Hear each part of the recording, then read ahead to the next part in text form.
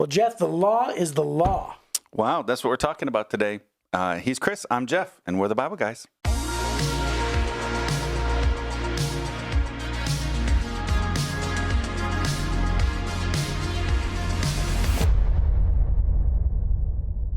So every once in a while, we do a segment called Mailbags. Yes. And Mailbags is basically going through email. Because, mailbags would have been like David Letterman would have had physical letters, right? Yeah, that's right. But we're going through emails. All of our 20-year-old listeners are like, what's a mailbag? Right, right. But anyway, so by the way, incidentally, if you want us to discuss any question that you have that you would like us to discuss just for fun, we would love it if you would email us at info@thebibleguys.com. But this one comes from David S., and he asks this question. What's the best prank you've ever pulled on someone? Ooh. Yeah. Were you a prankster? And are you a prankster? A troublemaker more than a prankster for me. Yeah. Pranks require planning, and I'm not much of a planner. Yeah.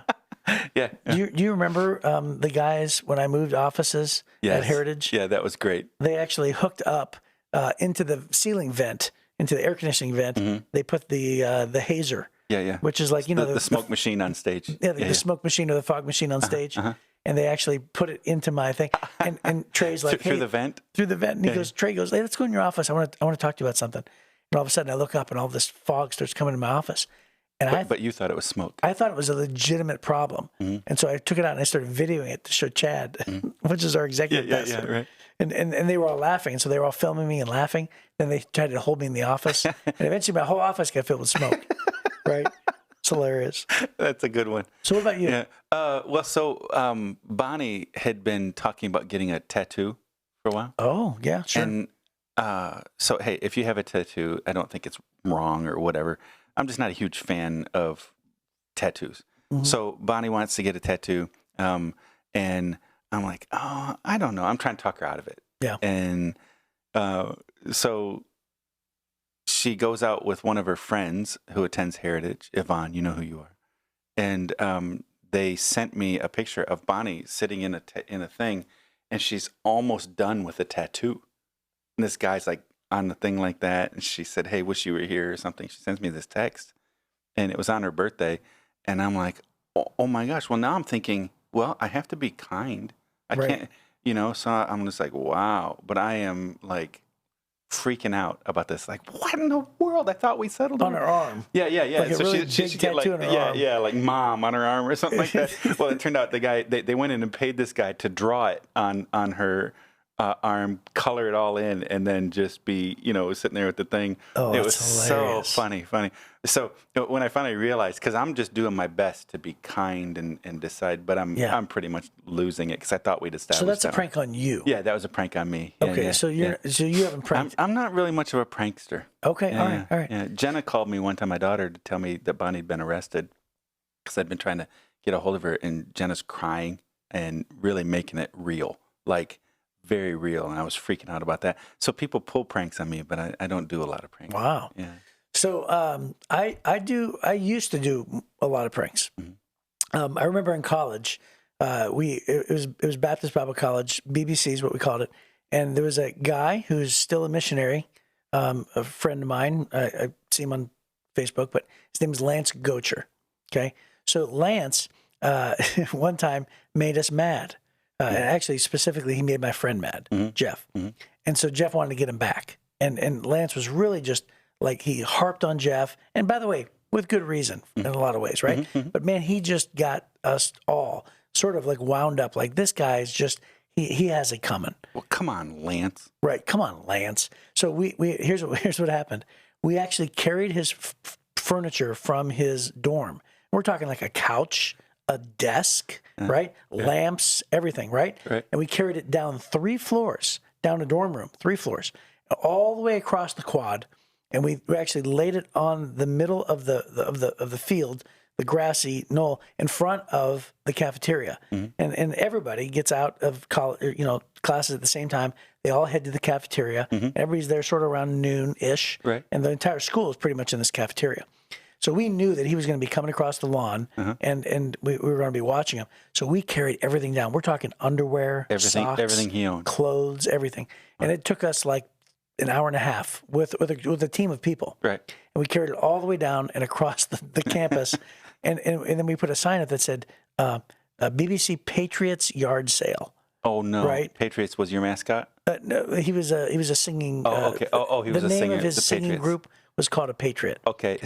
But they are the BBC Patriots. Okay. So like the basketball team's called the Patriots. Okay. So for whatever reason. So you took everything he owned, put it out in the yard, and had a yard sale of his stuff. And I literally, in my mind, can still visualize. Like he was wearing a blue shirt when he was coming over the lawn. The wind was blowing. He had a red tie with polka dots on it. No. And it was actually blowing in the wind. And he had a suit jacket on. He was carrying a briefcase. And he was looking down because it was windy. Right. And so because he was looking down, he came over the lawn, and the entire cafeteria was all glass. And I kid you not, there was like 80 people pressed against that window watching his reaction, right? And there was two sets of glass doors, so he couldn't even really see us because of the reflection.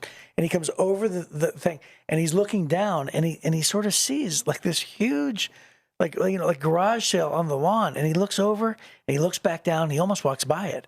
Then all of a sudden he looks back over and he notices like something that looks familiar. And then all of a sudden you can just see the look on his face. It's dawning on him. And he drops his briefcase, and he looks, and immediately he just starts grabbing his stuff and running toward the dorm, as if he's going to carry everything up by himself. No.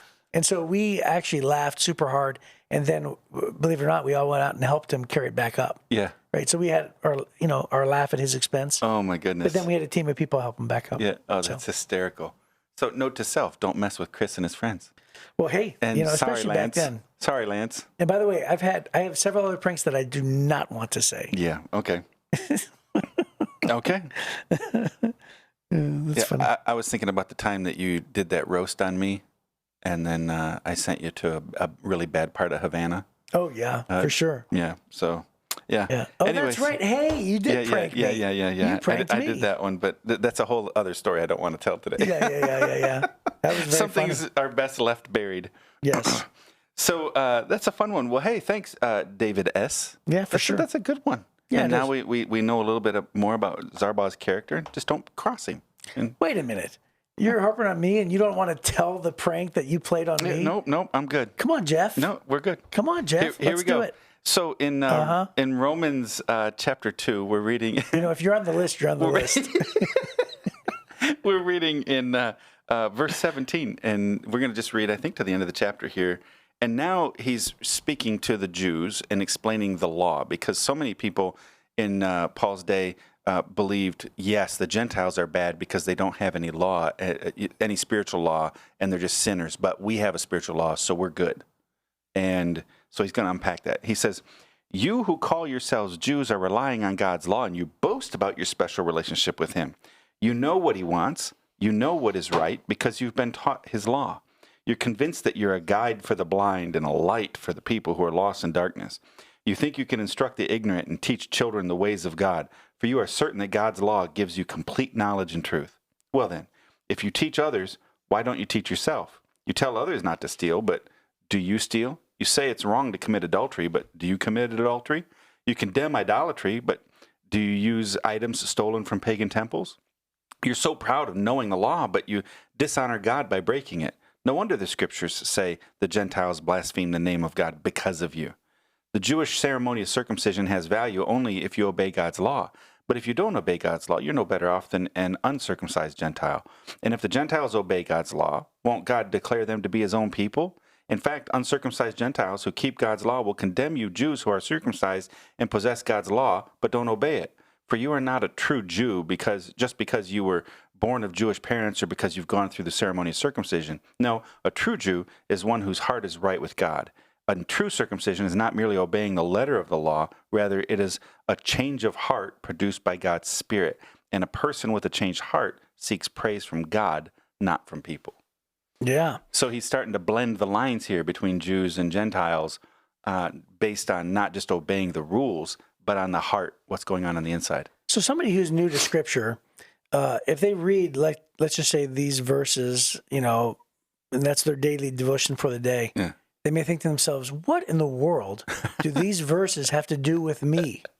Because it sounds very much like their thing, Yeah. right? In their culture, as Paul's writing specifically to a group of people, talking about two different cultures. What does that have to do with me? What could I even get out of this? Mm-hmm. What would you say? What was your first instinct? Well, I think everything in the Bible has application for us today. It's why it was important enough that God decided it needed to be in there. So we should dig in and find out why. Why is it there for me? Right? Because it's here for everybody, not just for them. So the general principle, there's two big principles I think here. One, if you are claiming to try to teach people to do right, you should also follow your own teaching. Yeah. Right? There's a lot of people who are willing to step up and lord it over everybody else and make all kinds of rules for everybody else. Do as I say, not do as I do. Yeah. I had a significant leader in my life at one time that had very strict rules about a certain lifestyle element.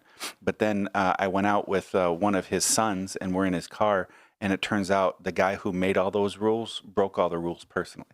Yeah. And I was shocked by it. It was a music thing? Up until that time,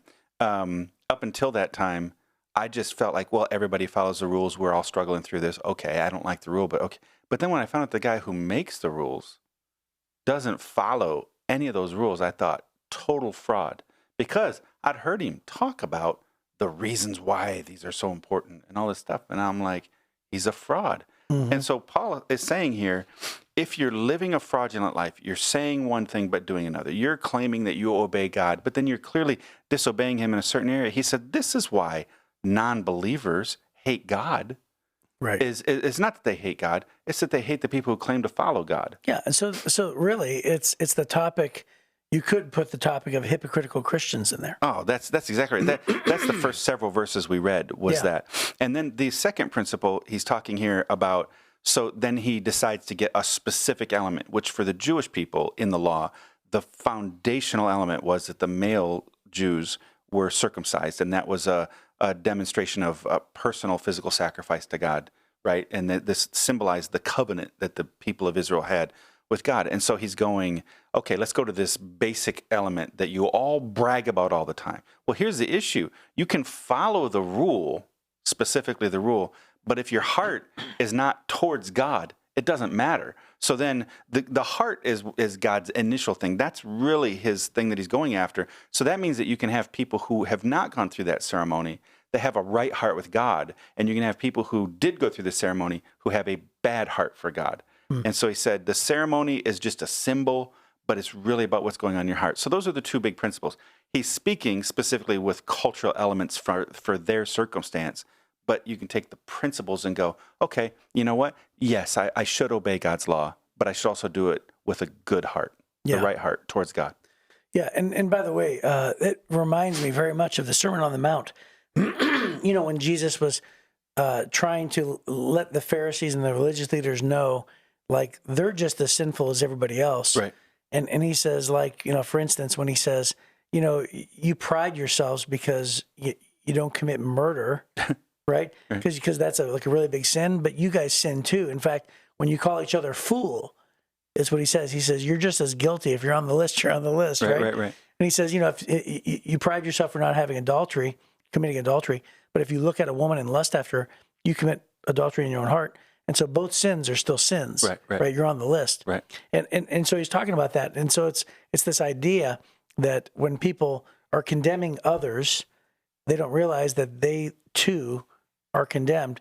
And the hypocritical Christian is a whole different category as well. Yeah. Because the hypocritical Christian is the one who condemns somebody and then secretly does it, but they think they do it in secret, but everybody knows. Yeah. I've heard multiple things. I think Gandhi had a minister friend, a Christian friend, and they communicated all the way to Gandhi's death. They loved each other as friends, and he commented one time that he felt like the issue wasn't with Jesus. The issue was with the people who claimed to be following Jesus. Right. It was hard to follow Jesus when I look at the people who follow Jesus. Yeah. And he was kind of implying it. That's not the quote. I don't remember the exact quote, but that's the sentiment behind what he had communicated, that, we do, I think, need to be conscious of the fact that if we wear Jesus' name, we represent him, period, all the time. at our best moments and our worst moments. So we need to make sure that we are putting our best foot forward with the way that we're choosing to live our life, that we do the things we say, that we behave the way that Jesus would behave, that we don't make excuses for our sins, that we keep a short account with the people that we are around, that we don't live a hypocritical life, because he says it's no wonder the scriptures say that the Gentiles blaspheme the name of God because of you. So even God's aware of the fact that, man, sometimes they don't hate God. They hate the followers of God. And they're like, I just don't even want to be like that. And I think that this is maybe the most important thing in this passage for me today, is to be contemplating the idea of, does my life make people feel inspired to say, hey, he has something I don't have. I want to know the God he knows. Or do they look at me and go, what he claims he has doesn't make any difference at all, and he's a total fraud. And so I don't need anything that he has. Right? That's really a big part of it. Our testimony really does matter. Yeah. I don't do it to please people. I do it to please God. But I'm aware of the impact on people with the things that I live in my life. You know, I think it's important for any of our listeners to realize that, if, none of us are perfect, right? None of us are perfect. But it's one thing to be an imperfect Christian and to know it, to walk around in humility and just say, hey, I'm not perfect. I know I mess up. And then when you encourage others or talk about others, that's different than what's being talked about here, right? What's being talked about here is hypocrisy, saying, do as I say, not as I do, right? Mm-hmm. Here's my thought. My thought was, I do funerals, and I've done, like, over the course of my career, like 800 funerals. And so, sometimes the funeral home will call me, and they'll call me because the family has some connection to church. So they want a pastor to do a funeral, but they don't have connection to church enough to have a specific pastor to call. Mm-hmm. Right. So the funeral will call me and say, hey, they want some sort of faith-based funeral. So I'll go. And I kid you not when I say this is just my personal observation, like from my life. I would bet you upwards of 85 to 90% of people will say, I believe in God personally, but none of us go to church. And I would say that of that 85 to 90% who say that, I would say more than half of them said they stopped going to church because of hypocrites. Mm-hmm. Mm-hmm. And so it's like, so we have to understand, like, the damage that this causes. And I think a lot of times we're tempted to think that, hey, it's my choice, my life, my decision. Don't tell me how to live my life, because everybody, don't get into my business. Faith should be private. But yet the Bible tells us that faith is actually not private. Right. Faith is actually communal. Right. And it's personal. It's between you and God. Yes. But it's not private. No, it's not private at all. Right. And your decisions and the way that you live your life matter. Because if you're going to, boast about Christ and invite people to church and, wear your church gear on your sweatshirt, and you're going to do all those different things, and if you're living a lifestyle that's entirely different, just know this. Hey, I'm not condemning you because you're an imperfect person, but you have to realize there is damage that is being caused for the name of Christ because of it. Yeah. In the next couple of chapters, Paul is going to say the fact that we're all sinners is not an excuse. Right. So for a Christian, for somebody who's a follower of Christ, who is claiming the grace of God in their life, to go, well, we're all sinners, so that's not an excuse. He said, what should we, he's going to say this in just a couple chapters. So then what? Should we just keep on sinning so that grace will abound? He goes, no, God forbid. Right. So he's making it clear we don't use the fact that we're sinners as an excuse to just keep misbehaving. Now that you're a godly person, you've been set free from sin, so stop it, right? That's the thing. We don't, and we should be grieved when we do sin. There should never be a time when we go, I'm just a sinner. Thank goodness for God's grace. We should be grieved when we sin. That's a part of the whole repentance thing, coming back to God, keeping a short account with God, confessing our sins, those things. That's incredibly important. But the difference is, here, the hypocritical side is hypocrisy does so much more damage. And you know what I've never heard? I've never one time heard a person say, you know what my problem is? I'm just a hypocrite. We never think that we're the hypocrites. We think that other people's behavior is hypocritical. We almost never think our own is. And so I think this is a little bit of a challenge, quite honestly, to them to measure yourself here. Are you measuring up to what you're claiming? If you're not measuring up to what you're claiming, you're probably doing damage to Jesus' testimony and Jesus' reputation to the people around you.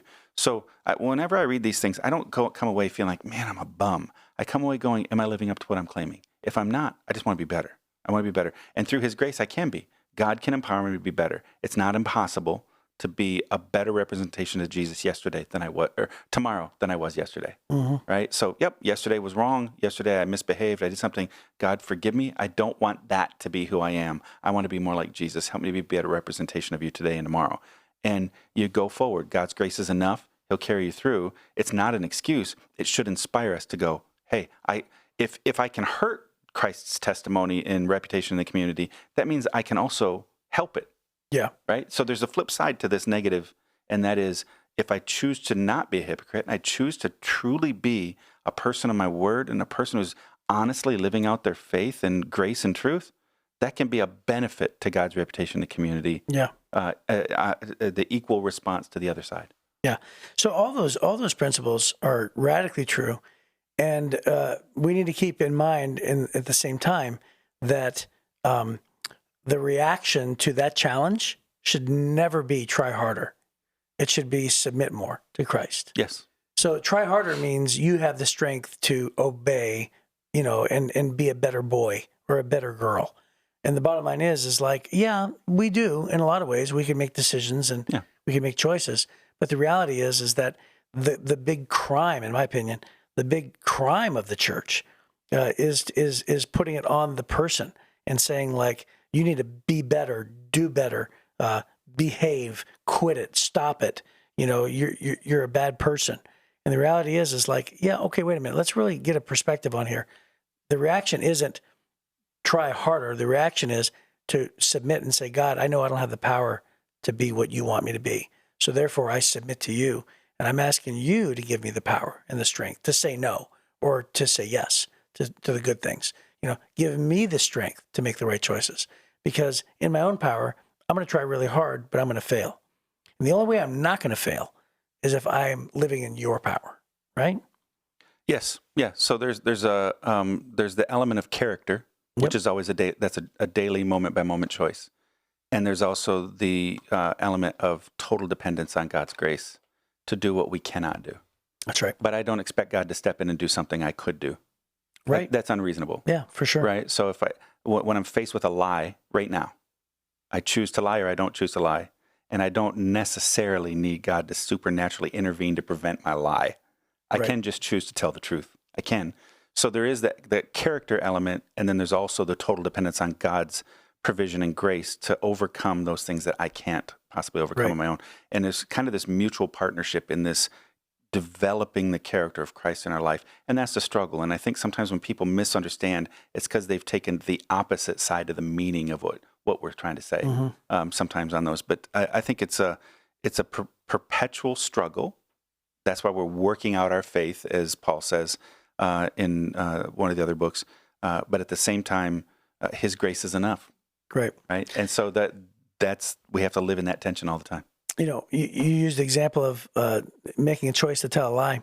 I think the thing that we hardly ever do with ourselves is to actually ask yourself, why are you telling the lie? Mm-hmm. Like, why would you tell a lie in the first place? Right. And that's probably more so where you have to go to God and say, help me change that in my life. Yeah. Because that's the thing that I don't have the power to change myself in your strength. Yep. Well, that's a good place to end, and we will pick up tomorrow on the Bible Guys.